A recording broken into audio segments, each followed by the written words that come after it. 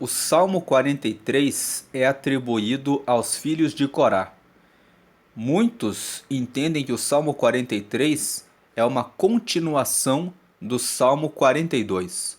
Quando nós lemos o Salmo 42, nós vemos que existe um refrão nele, existe um coro, existe um texto que se repete. Vamos ao Salmo 42 e esse refrão corresponde ao versículo 5. Ele fala assim: Por que estás abatida, ó minha alma? E por que te perturbas em mim? Espera em Deus, pois ainda o louvarei na salvação da sua presença. E quando o Salmo 42 se encerra, ele repete esse refrão: Por que estás abatida, ó minha alma? E por que te perturbas dentro de mim? Espera em Deus, pois ainda o louvarei. A diferença entre o versículo 5 e o versículo 11 é que o versículo 11 ele acrescenta uma frase: Ele é a salvação da minha face e o meu Deus. Então, o Salmo 42, ele fala sobre ele tem esse refrão. E o Salmo 43, indo agora para o Salmo 43, nós vemos que ele tem apenas 5 versículos. E nós vemos aqui que no versículo 5 ele fala exatamente a mesma frase, o mesmo coro, o mesmo refrão que existe no Salmo 42. Por que estás abatida, ó minha alma? E por que te perturbas dentro de mim? Espera em Deus, pois ainda o louvarei. E ele repete a frase que está no versículo 11 do Salmo 42. Ele é a salvação da minha face e Deus meu. Essa frase está falando que Deus é a salvação dele. Ele é a salvação da minha face e é o meu Deus. É uma afirmação de que os filhos de Corá realmente estão dependentes de Deus. Por esse motivo, algumas versões da Bíblia, como por exemplo a Septuaginta é o texto que traduziu o Antigo Testamento para o grego e foi para a Biblioteca de Alexandria, no Egito.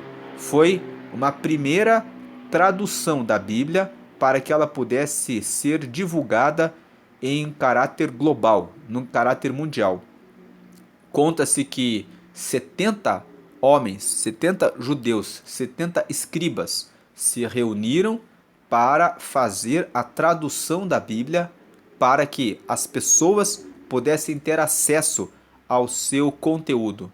E na Septuaginta, o Salmo 42 e o Salmo 43 são um único salmo. São tratados como se fossem uma unidade. Existe sentido nisso.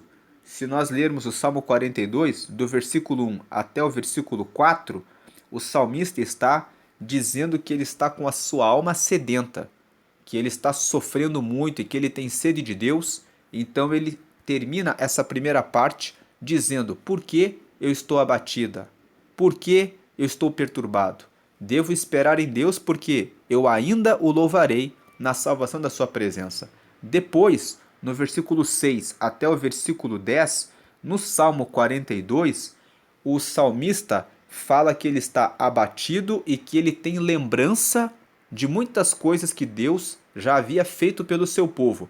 No versículo 6 ele fala: Lembro-me de ti desde a terra do Jordão e desde o Hermon e desde o pequeno monte. Ele está dizendo, puxando da memória, momentos que eles tiveram com Deus que foram bons.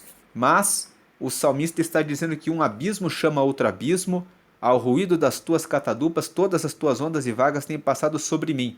Ele está falando que ele está passando por várias crises e que uma crise está vindo atrás da outra. Um abismo está chamando outro abismo. Mas ele tem esperança, no versículo 8, que o Senhor mandará a sua misericórdia, que ele ainda vai dizer que Deus é a sua rocha e ele ainda vai conversar com Deus e dizer: Por que o Senhor se esqueceu de mim? E ele termina o Salmo 42 dizendo mais uma vez: Por que estás abatida, ó minha alma, e por que te perturbas dentro de mim? Essa é uma pergunta que o salmista está fazendo como quem diz para si mesmo: por que eu vou ficar abatido e por que eu fico perturbado em mim, se eu sei que Deus está comigo, se eu sei que Deus vai me responder, se eu sei que sempre que eu passei no meu passado por situações difíceis e Deus me respondeu, e eu sei que Ele vai me responder de volta, então por que está abatida, ó minha alma? Na realidade, esse refrão, ele é uma pergunta para que ele próprio pense que ele não deve ficar abatido e que ele não deve ficar perturbado, porque na realidade não há razão para se ficar nesse estado, porque no final Deus sempre haverá de responder. E se nós lermos o Salmo 43 em conjunto com o Salmo 42, nós vemos que tem todo sentido que esses dois salmos, na realidade, são uma composição única, porque nós vemos que existe uma uniformidade. O texto do Salmo 42, ele escreve 4 versículos e aí ele coloca o refrão: por que estás abatida, ó minha alma, e por que te perturbas em mim? Espere em Deus, pois ainda o louvarei na salvação da sua presença.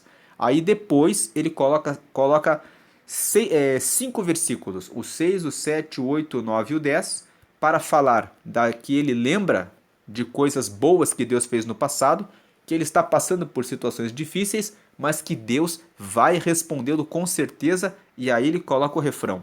E quando nós entramos no Salmo 43, nós vemos que existe essa mesma lógica. Ele fala 4 versículos e depois ele termina no versículo 5 dizendo, mais uma vez o refrão: por que estás abatida, ó minha alma, e por que te perturbas dentro de mim? Espere em Deus, pois ainda o louvarei, Ele é a salvação da minha face e Deus meu. Então, o que existe de diferente no Salmo 43 é meditar nos versículos 1 a 4 e ver o que ele traz nessa parte do Salmo. Porque na primeira parte, no Salmo 42, no versículo 1 até o 4, ele fala que a alma dele está com sede de Deus, porque ele está sentindo Deus longe. E ele tem chorado porque parece que Deus não vai respondê-lo. Na segunda parte, ele fala que a situação está cada vez pior, mas ele ainda espera em Deus. Qual é a terceira parte? A terceira parte, que seria esses versículos 1 a 4, ele pede justiça de Deus. Ele fala, então nós poderíamos concluir que o Salmo 42, lendo em conjunto com o Salmo 43, o Salmo seria um texto em que, na primeira parte, ele fala que ele está se sentindo longe de Deus e por isso ele está com sede de Deus, né? Na segunda parte, ele fala que a situação está ficando cada vez pior, um abismo está chamando outro abismo, mas ele ainda conserva sua esperança. E na terceira parte, que é essa que nós vamos ler agora, ele pede: Deus, que o Senhor faça justiça e que o Senhor seja a minha fortaleza. Vamos ver aqui, versículo 1. Faze-me justiça, ó Deus, e pleiteia a minha causa contra a gente ímpia. Livra-me do homem fraudulento e injusto.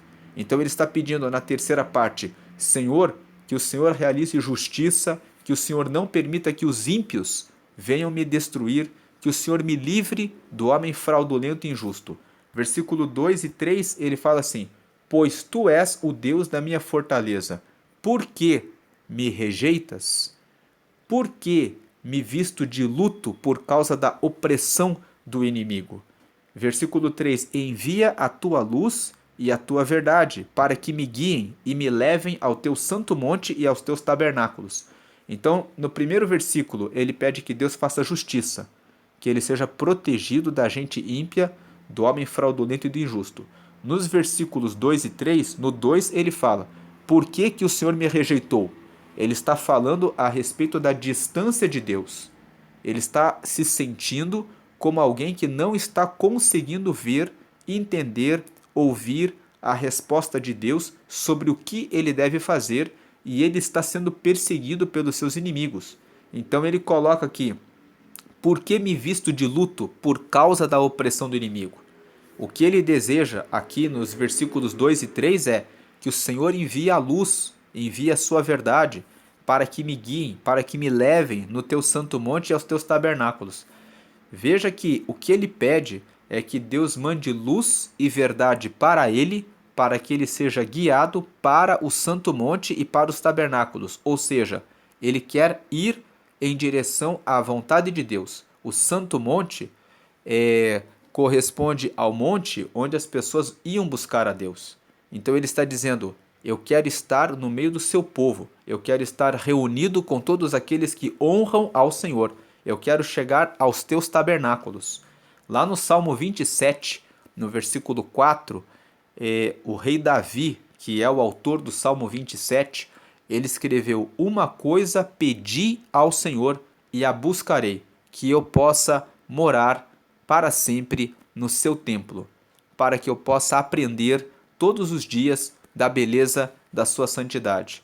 Então aqui, os filhos de Coré, que escreveram esse salmo, que fizeram essa composição, eles estão na mesma ideia, que eles estão sendo perseguidos e eles estão pedindo justiça de Deus e eles estão pedindo que Deus lhe dê a luz e a verdade para que eles possam chegar até Deus.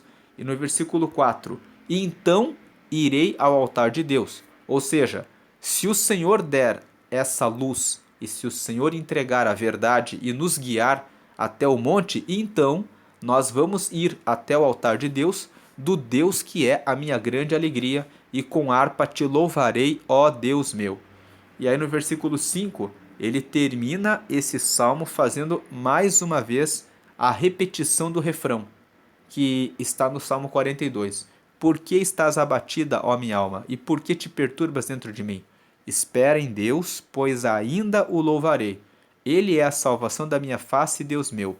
Quando nós fizermos o comentário do Salmo 42, nós destacamos que muitas vezes nós ficamos abatidos em razão de alguns problemas da vida e ficamos perturbados porque parece que Deus não vai nos responder.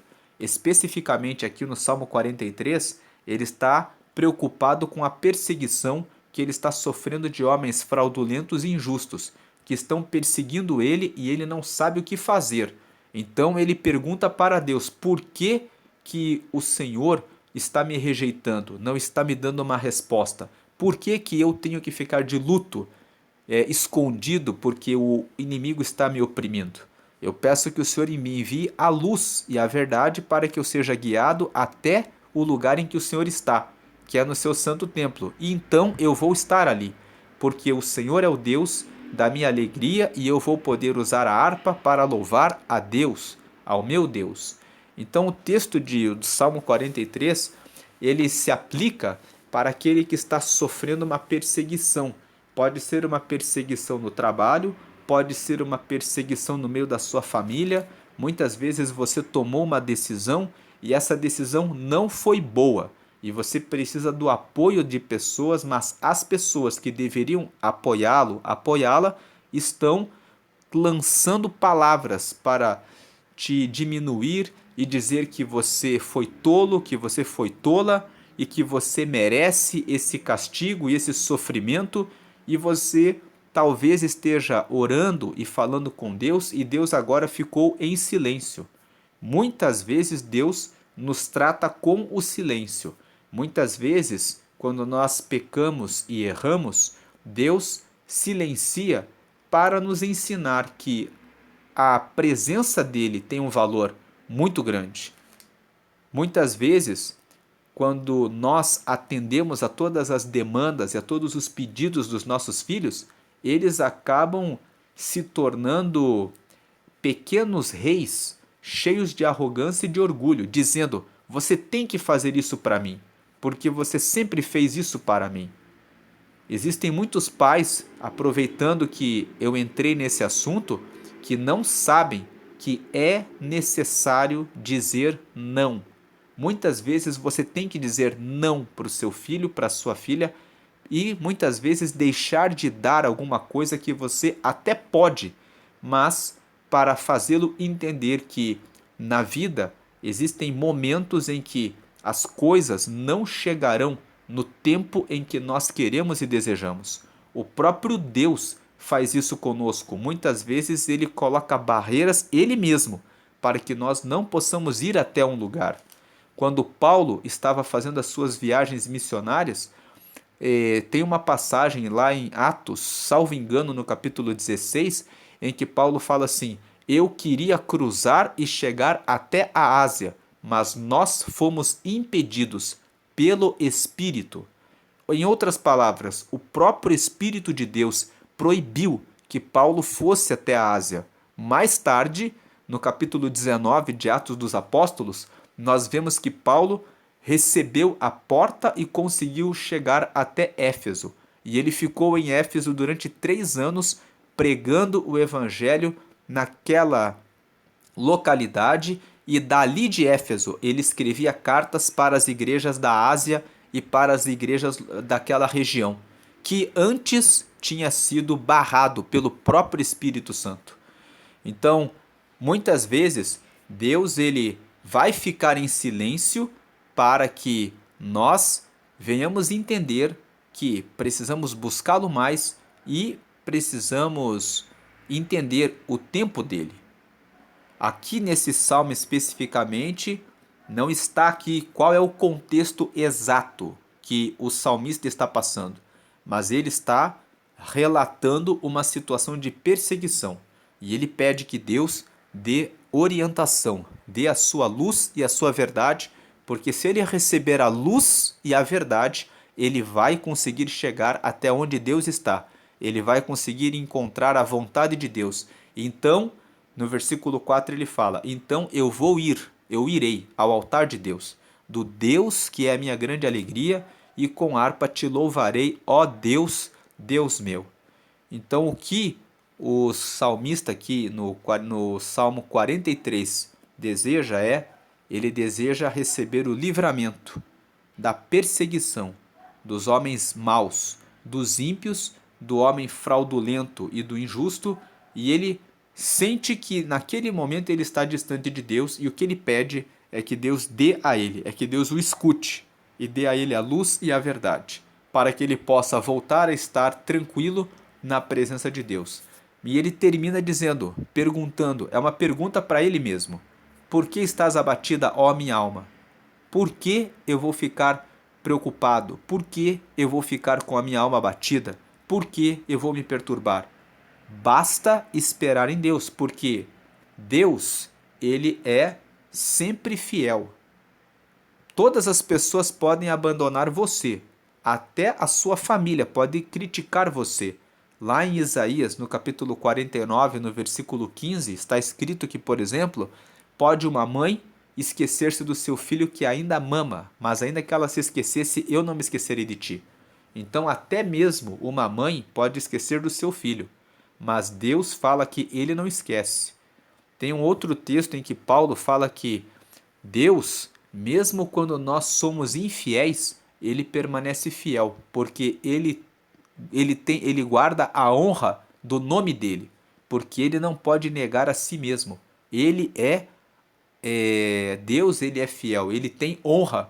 Quando ele se compromete a cuidar dos seus filhos, ele honra a sua palavra. Então o texto aqui está dizendo: espere em Deus, porque Deus, ele é honrado. Ele fala que vai guardar, proteger, guiar, dirigir, orientar, mostrar o caminho correto, e ele realmente vai fazer. Então não há razão, quando você for tentado a se sentir abatido, ou quando você for tentada a pensar com perturbação que Deus não responde mais, não pense assim. Mude o pensamento e diga essa frase: vou esperar em Deus, porque eu ainda o louvarei. Você ainda vai dar a volta por cima, você ainda vai vencer essa batalha. Quando nós comentamos o Salmo 42, nós fizemos esse apontamento, esse destaque nesse advérbio, ainda. Deus ainda vai te responder, ainda vai mudar a tua situação, e você vai dizer essa última frase aqui do Salmo 43. Ele é a salvação da minha face e Deus meu. Você ainda vai dizer isso e vai, como está no versículo 4, vai até o altar, você vai chegar ao altar de Deus, vai contar o testemunho, vai dizer que Deus é a sua grande alegria e que você vai louvá-lo para sempre, porque Ele é o seu Deus. Essa é a meditação do Salmo 43, e então ele na Bíblia, na língua portuguesa, ele ficou separado, mas na Septuaginta ele é tratado como se fosse um salmo único. E tem sentido quem o trata como salmo único, como nós comentamos anteriormente. Vamos lembrar que ontem, 10 de setembro, começamos o livro 2 dos Salmos. Os Salmos se dividem em 5 livros, são 5 partes. O Salmo é uma coletânea de orações, cânticos, lamentações, imprecações. Vamos lembrar que imprecações são aqueles salmos em que o salmista pede a desgraça do seu inimigo. O Salmo 109 é o maior exemplo de uma oração imprecatória. Lá no Salmo 109, foi Davi que escreveu o Salmo 109, ele chega até a pedir que Satanás esteja do lado direito do meu inimigo, e que sobre o meu inimigo tenha o outro maior do que ele, e que a sua esposa fique viúva, e que os seus filhos sejam órfãos, e que os dias do meu inimigo não sejam muitos. Nós já comentamos que as imprecações não são orações para serem feitas. Elas são manifestação de um sentimento de sinceridade diante de Deus. Que nós, as orações imprecatórias, nos ensinam que quando nós passamos por uma situação, como por exemplo aqui do Salmo 43, em que ele estava sendo perseguido pelo homem fraudulento, pelo homem injusto, a pessoa pode até ter aquele desejo, tomara que ele morra, tomara que ele erre, tomara que ele sofra. E eu posso chegar até Deus e dizer: Deus, eu estou sendo perseguido e o que eu desejo é isso. Porém, eu peço que seja feita a tua justiça e a tua vontade. Se você guarda no coração a oração imprecatória, aquele desejo de que realmente o seu inimigo morra e faleça e tudo mais, então você na verdade não está caminhando na direção de Deus. Mas as orações imprecatórias devem ser feitas no sentido de dizer a Deus: a vontade que eu tenho é essa, que ele caia, que ele tropece, que ele morra. Porém, seja feita a tua justiça. Eu apenas quero esvaziar o meu coração fazendo essa imprecação, e eu peço que o Senhor me trate, que o Senhor me cuide, que o Senhor me perdoe, que o Senhor me limpe. Então, nós já comentamos sobre isso. Estou fazendo só uma revisão das orações imprecatórias. E não fique abatido, porque Deus, ele sempre responde. A ideia básica, a ideia principal do Salmo 42, junto com o Salmo 43, é essa, que é Ele que realiza a justiça por você. É Ele que guarda a sua vida, e se tem alguma coisa que você precisa pedir, eu preciso pedir a Deus, na hora da perseguição, é o que está no versículo 3. Envia a tua luz e a tua verdade, para que me guiem e me levem ao teu santo monte e aos teus tabernáculos. Nós precisamos receber clareza, nós precisamos receber a luz de Deus, e nós precisamos da verdade de Deus para que nós possamos saber exatamente o que está acontecendo e para tomar a decisão correta, para não sermos injustos e não cairmos no erro de tomarmos vingança com a nossa própria mão.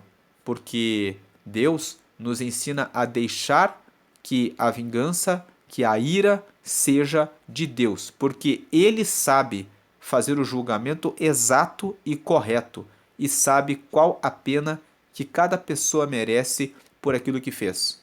Nós não somos capazes de fazer o julgamento com precisão e exatidão, porque temos as nossas paixões, os nossos sentimentos e podemos errar. Por isso, precisamos tanto pedir a luz e a verdade de Deus, para termos lucidez de, no máximo, fazer uma imprecação e deixar isso na mão de Deus. Que a gente fale, que o inimigo morra, que o inimigo sofra, mas que nós depois possamos dizer: Senhor, que o meu coração seja limpo de todas essas imprecações e que eu consiga deixar e descansar e confiar que o Senhor é verdadeiramente o único Deus que sabe exatamente como fazer a sua justiça e a cada um dar aquilo que cada um deve receber. Essa é a meditação do Salmo 43. Eu vou deixar aqui, hoje é dia 12 de setembro. Eu falei errado até. Há um tempo atrás eu falei que ontem foi dia 10, né? Ontem foi dia 11. E hoje é dia 12. Vou deixar aqui o texto de Provérbios, capítulo 12.